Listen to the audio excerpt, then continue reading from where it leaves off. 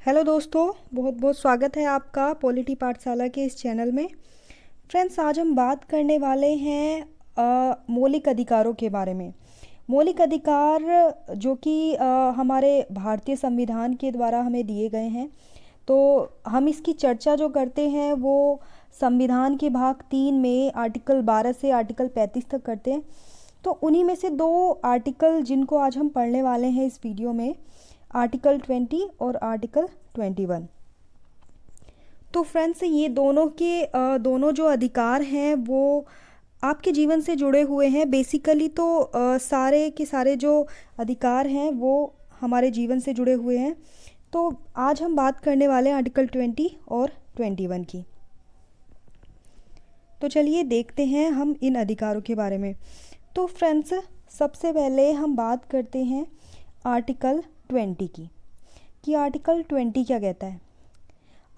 Article 20 कहता है कि अपराधों के लिए दोष सिद्धि के संबंध में संरक्षण, यानी कि किसी भी अपराध के लिए आपका दोष सिद्ध होने से पहले आपको क्या क्या संरक्षण, क्या क्या प्रोटेक्शन ऐसी दी जाती हैं, तो उसके बारे में ये आर्टिकल बात करता है। तो बेसिकली हम इसमें 3 पॉइंट पढ़ेंगे। 3 पॉइंट क्या क्या है इसके। तो देखिए, पहला पॉइंट इसका बात करता है कि जब तक किसी भी व्यक्ति का दोष सिद्ध नहीं हो जाता तब तक उसे दोषी करार नहीं दिया जाएगा। जब तक आप का दोष साबित नहीं हो जाता, जब तक ये प्रूफ नहीं हो जाता कि आप वाकई में दोषी हैं, तब तक आपको दोषी नहीं ठहराया जाएगा। इस बात से ये प्रोटेक्शन प्रदान करता है। इसका जो पहला पॉइंट है। दूसरी बात जो इसी में है कि आपको किसी अपराध के समय जो कानून था उसी के तहत आपको सज़ा दी जाएगी। तो दो बातें, जो आपका पहला पॉइंट है उसमें 2 बातें हैं बेसिकली, कि जब तक आपका दोष सिद्ध नहीं हो जाता आपको दोषी करार नहीं दिया जाएगा, या फिर आपको आपने जो अपराध किया था तो उस अपराध करने के टाइम पे जो सज़ा दी जाती थी उस अपराध के लिए, वही सज़ा आपको बाद में दी जाएगी। आपको उससे अधिक सज़ा या उससे कम सज़ा आपको नहीं दी जा सकती। मान लीजिए, अगर आपने 5 साल पहले कोई भी अपराध किया था और उस अपराध के लिए 2 साल की सज़ा थी और अभी आपका केस चलते चलते 5 साल हो गए, तो उसकी सज़ा जो है वो बढ़ा दी गई है। तो आपको पहले वाली ही सज़ा दी जाएगी जो आपके अपराध के टाइम की थी। आपको आज के टाइम की सज़ा नहीं दी जाएगी। दूसरी बात जो फ्रेंड्स, इसका जो दूसरा पॉइंट है, इसका दूसरा पॉइंट क्या बात करता है कि आपको एक अपराध के लिए 1 से अधिक बार सज़ा नहीं दी जा सकती। यानी कि आपने अगर कोई अपराध किया है, कोई क्राइम किया है, तो उसके लिए आप सज़ा भुगत चुके हो एक बार, तो दोबारा आपको उस अपराध के लिए सज़ा नहीं दी जा सकती है। तो 2 बातें हो गई। तीसरा जो ये पॉइंट, तीसरा पॉइंट क्या कहता है इसका, कि आप अपने विरुद्ध गवाही नहीं दे सकते। अगर आप अपने विरुद्ध गवाही देते हो तो वो वैलिड नहीं होगी। यानी कि अगर आपने कोई भी बात कही है पुलिस रिमांड में, मान लीजिए कि आपको अरेस्ट किया गया किसी भी अपराध के लिए, तो आपकी अपनी गवाही आपके लिए मान्य नहीं होगी। आप चाहे, कभी कभी क्या होता है कि कभी कभी पुलिस ज़बरदस्ती किसी इंसान को मार पीट के सच उगलवाने की कोशिश करती है, तो इस तरीके से टॉर्चर करके ऐसे में इंसान कुछ भी बोल सकता है। तो इसीलिए क्या है, आपकी जो खुद की गवाही है वो आपके लिए मान्य नहीं होती है। तो फ्रेंड्स, हमने बात की अभी कि आर्टिकल 20 हमें क्या क्या प्रोटेक्शन देता है। तो आर्टिकल 20 जिसमें हमने 3 पॉइंट पे अभी चर्चा की है। तो अगर आपको अरेस्ट किया जाता है तो भी आपके कुछ मौलिक अधिकार होते हैं। तो वो क्या क्या हैं उसके बारे में अभी हमने की। अब हम बात करते हैं आर्टिकल 21 के बारे में कि आर्टिकल 21 क्या कहता है। आर्टिकल 21 कहता है प्राण व दैहिक स्वतंत्रता का संरक्षण, यानी कि protection of life and personal liberty. तो एक तरफ तो ये आपकी लाइफ को प्रोटेक्शन देता है और दूसरी तरफ आपकी पर्सनल लिबर्टी को भी प्रोटेक्ट करता है। तो दो बातें, ये जो आर्टिकल 21 है ये आपके जीवन का अधिकार है, आपको जीवन जीने का अधिकार देता है कि आप अपनी लाइफ को किस तरीके से जीना चाहते हो। आप अपनी लाइफ को जिस तरीके से जीना चाहते हो आप वैसे जी सकते हो। आपको सोने का अधिकार है, आपको एकांत में रहने का अधिकार है।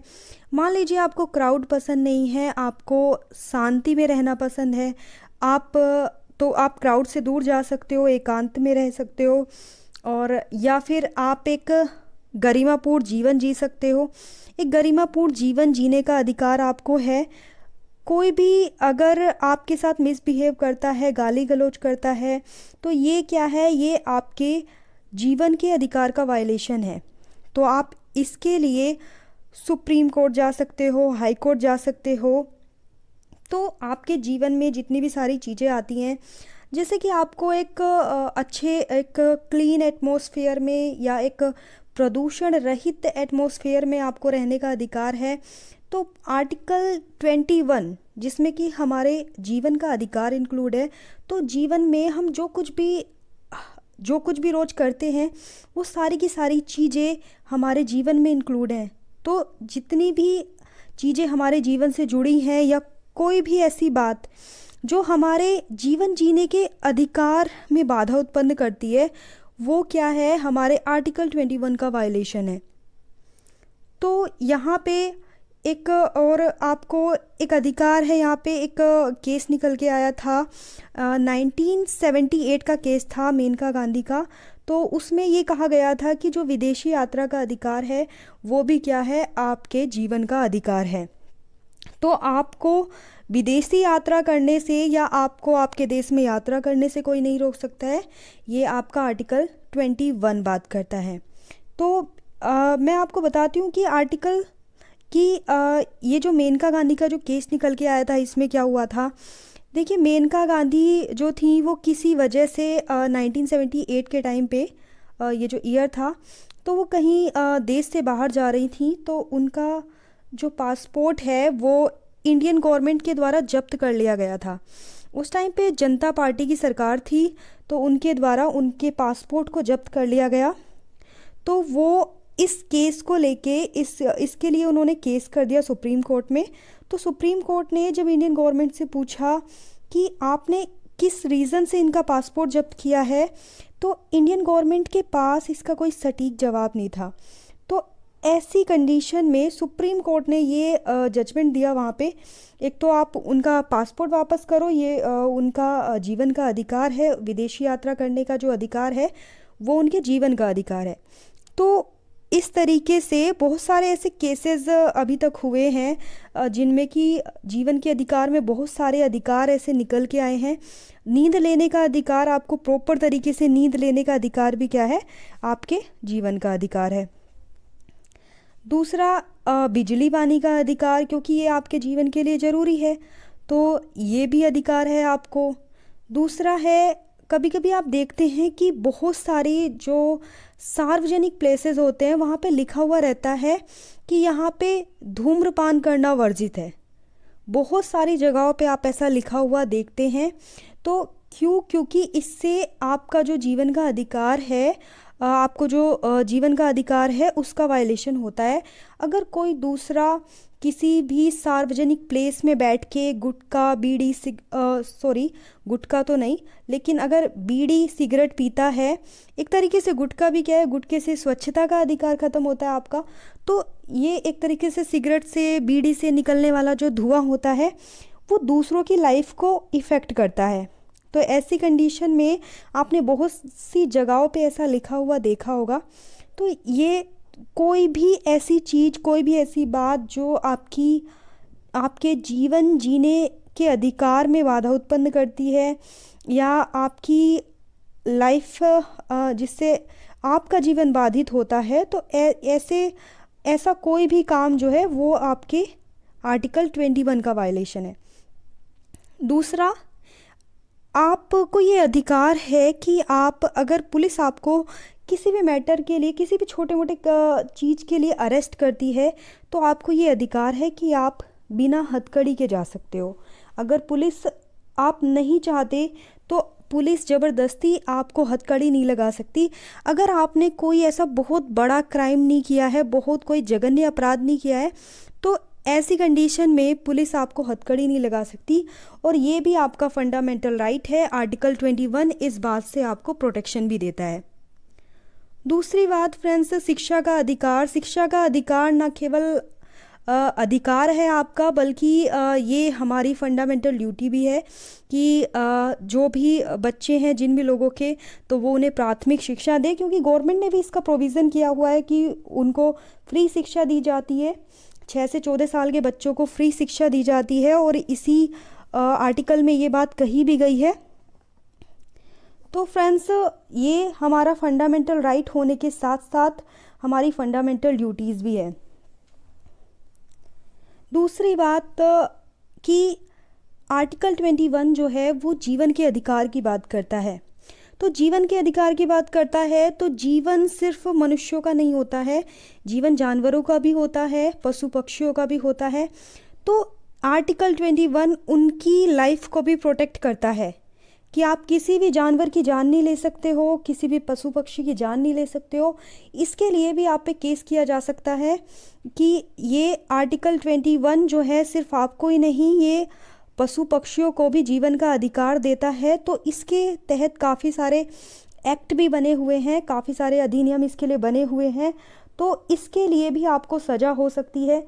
तो ये बात आपको ध्यान रखनी है अच्छे से कि आर्टिकल 21 सिर्फ आपकी लाइफ को ही नहीं, बल्कि जानवरों की लाइफ को भी प्रोटेक्ट करता है।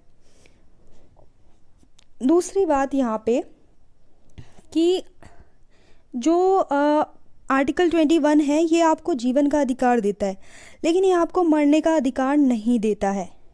इसके अंदर सुसाइड करना नहीं आता। अगर आपने आत्महत्या करने की कोशिश की, आपने सुसाइड करने की कोशिश की, तो ऐसी कंडीशन में आपके ऊपर केस हो सकता है। और और धारा 309 इस बात को साफ साफ कहती है कि आपको जीने का अधिकार है, मरने का अधिकार नहीं है। और धारा 309 के तहत आपको सज़ा भी हो सकती है और आप पे जुर्माना भी लगाया जा सकता है अगर सुसाइड का केस आप पे होता है।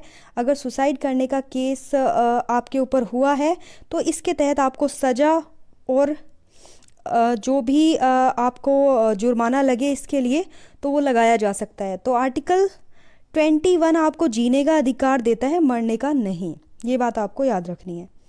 दूसरी बात कि देखिए, मरने का अधिकार भी एक ऐसी कंडीशन में आपको देता है आर्टिकल 21 कि अगर आप बहुत ही बुरी बीमारी से जूझ रहे हो, या एक्सीडेंट की वजह से, या किसी भी वजह से आपकी कंडीशन ऐसी हो गई है कि आप जी नहीं सकते, या आपकी हालत बिल्कुल जीने की नहीं है, तो अगर ये बात डॉक्टर लिखित में, अगर इस बात को कोई भी डॉक्टर जो आपका ट्रीटमेंट कर रहा है, तो अगर वो लिखित में इस बात को देता है कि अब आप नहीं, आपके बचने के कोई चांसेस नहीं है, या बिल्कुल आप 2-4 दिन के मेहमान हैं, तो इस तरीके की बात अगर डॉक्टर लिखित में लिख के देता है इस चीज़ को कि आपका जो जीवन है वो मरने से भी ज़्यादा बदतर हो गया और बहुत मुश्किल से आप अपनी सांसें ले रहे हो, तो ऐसी कंडीशन में आपको मरने का अधिकार देता है आर्टिकल 21। अदरवाइज़ आपको मरने का अधिकार नहीं है। तो फ्रेंड्स, अभी हमने आर्टिकल 20 और 21 की बात की। तो ये दोनों के दोनों अधिकार जो हैं ये आपको दोनों के दोनों जो आर्टिकल हैं ये आपके बहुत सारे अधिकार आपको देता है। आर्टिकल 21 अपने आप में ही इतना बड़ा है कि आपको इसमें सारे के सारे अधिकार आपके इसमें इंक्लूड हो जाते हैं, क्योंकि जीवन जीने का अधिकार, क्योंकि जीवन के अंदर तो सारे के सारे अधिकार आ जाते हैं। तो बहुत सारे अधिकार जो हम सबको पता होना चाहिए। इनफैक्ट मैं कहूँगी कि आपको सारे के सारे फंडामेंटल राइट पढ़ने चाहिए कि क्या क्या अधिकार हमें मिले हुए हैं। और अधिकारों के साथ साथ मैं बात करती हूँ ड्यूटीज़ की, कि आपको अपने अधिकारों के साथ साथ अपने कर्तव्यों का भी पता होना चाहिए। क्योंकि मुझे लगता है कि अगर हम अपने अधिकारों की बात करते हैं तो हमें अपने अधिकारों की बात करने का तभी हक है जब हम अपने कर्तव्यों को अच्छे से निभाते हैं, अपनी ड्यूटीज़ को अच्छे से निभाते हैं, तो हमें हमारे जो फंडामेंटल राइट हैं और फंडामेंटल ड्यूटीज़ हैं, इनके बारे में आप सबको पता होना चाहिए, चाहे आप कोई भी सब्जेक्ट पढ़ते हो। इनफैक्ट अगर आप नहीं भी पढ़ते हो तो तब भी हमें पता होना चाहिए। दूसरी बात है, देखिए 2 बातें इसमें जो हैं कि आर्टिकल 20 और आर्टिकल 21, ये दोनों ऐसे आर्टिकल हैं जो कि आपातकाल के टाइम पे भी इन पे कोई बाउंडेशन नहीं लगाई जा सकती। तो आपातकाल के टाइम पे भी इनको प्रतिबंधित नहीं किया जा सकता है। और दूसरी बात कि ये दोनों अधिकार सिर्फ इंडियन जो भारतीय नागरिक हैं उनको ही नहीं, बल्कि जो विदेशी हैं उनको भी प्राप्त हैं। तो विदेशी लोगों को भी ये अधिकार हैं, दोनों के दोनों, आर्टिकल 20 और 21 विदेशी लोगों को भी अधिकार देता है। और दूसरी बात कि हमारे जितने भी फंडामेंटल राइट हैं, इनका वायलेशन कोई भी नहीं कर सकता, चाहे वो सरकार हो या चाहे वो कोई दूसरा इंसान हो, तो किसी के भी द्वारा इनका वायलेशन नहीं किया जाता। और अगर सरकार भी हमारे फंडामेंटल राइट का वायलेशन करती है तो उसके लिए भी हमें सुप्रीम कोर्ट या हाई कोर्ट जाने का अधिकार है। आप दोनों में से किसी भी कोर्ट में जा सकते हो, चाहे आप हाई कोर्ट जाओ या आप सुप्रीम कोर्ट जाओ, तो दोनों ही इस बात की प्रोटेक्शन देते हैं, दोनों ही जो है आपके मौलिक अधिकारों की रक्षा करते हैं। तो फ्रेंड्स, कुछ ऐसी बातें भी हैं, देखिए जो हमारे फंडामेंटल राइट हैं वो हमें उसी हद तक सही है जिस हद तक कि वो दूसरे के अधिकारों का वायलेशन नहीं करते। तो हमारे जो अधिकार हैं, अगर वो दूसरे के अधिकारों का वायलेशन कर रहे हैं तो ऐसे में ये गलत है, ऐसे में आपके अधिकारों का उल्लंघन किया जा सकता है। दूसरी बात है कि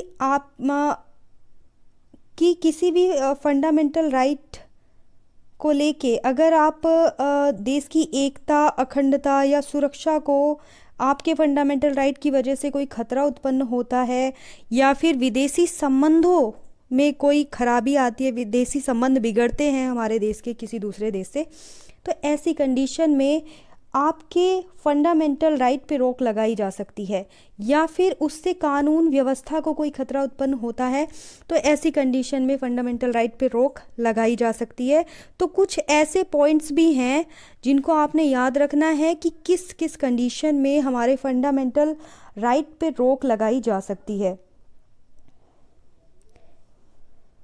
तो फ्रेंड्स, आज की वीडियो में बस इतना ही। मिलते हैं नेक्स्ट वीडियो में। लाइक कीजिए, शेयर कीजिए और सब्सक्राइब कीजिए। And thanks for watching.